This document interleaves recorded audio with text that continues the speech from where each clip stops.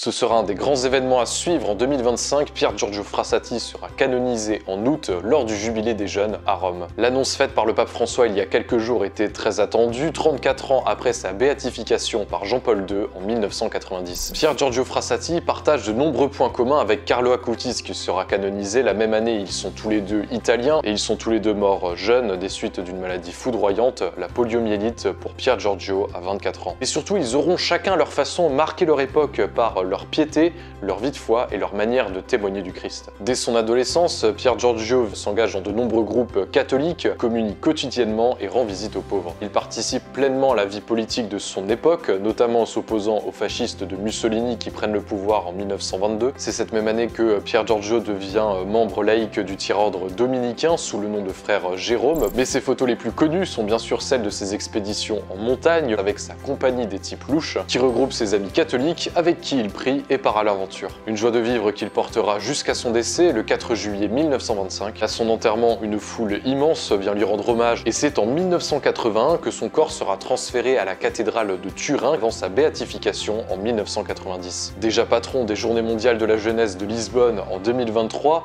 la canonisation de Pier Giorgio Frassati le 3 août 2025, dernier jour du Jubilé des jeunes à Rome, sonne donc comme une évidence.